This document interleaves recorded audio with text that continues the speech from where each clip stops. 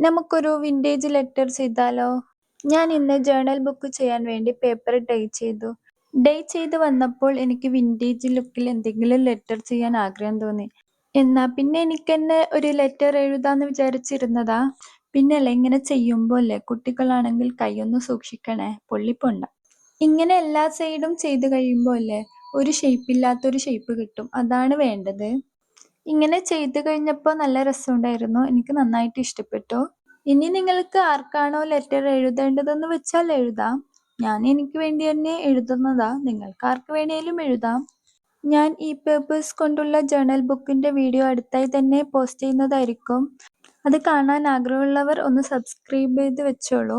ഇനി ഇതുപോലത്തെ ഐഡിയാസ് വേണമെങ്കിൽ ഒന്ന് കമന്റ് ചെയ്യൂ. അതുപോലുള്ള വീഡിയോസ് ഇടുന്നതായിരിക്കും. ഇതിവിടെ കളഞ്ഞ ഒരു ലിപ്സ്റ്റിക് ആണ്. ഇതൊന്ന് വിരലിലൊന്ന് ആക്കിയിട്ട് ജസ്റ്റ് ഒരു ഹെർട്ട് ഷേപ്പ് ആക്കി എടുക്കുന്നുണ്ട്. പിന്നെ മുറ്റത്തൊന്ന് ഇങ്ങനെ ഇറങ്ങിയപ്പോൾ എനിക്കൊരു പൂ പോലത്തെ ഒരു സാധനം കിട്ടി. അതും കൂടി ഞാൻ വെച്ചു കൊടുക്കുന്നുണ്ട്. ഇതന്നെ വേണമെന്നൊന്നുമില്ല. ഉണങ്ങിയ റോസ് ഉണ്ടെങ്കിൽ പൊളിക്കും, നല്ലൊരു വിന്റേജ് ലുക്ക് വരും. ഇത് ഉണങ്ങിയതായിട്ടാണെങ്കിൽ അതും നല്ലതായിരിക്കും. എങ്ങനെയുണ്ട്? നിങ്ങൾക്ക് ഇഷ്ടപ്പെട്ടാൽ ഒരു ഹേർട്ടെങ്കിലും കമന്റ് ചെയ്യൂ, സബ്സ്ക്രൈബ് ചെയ്യൂ. Thank you.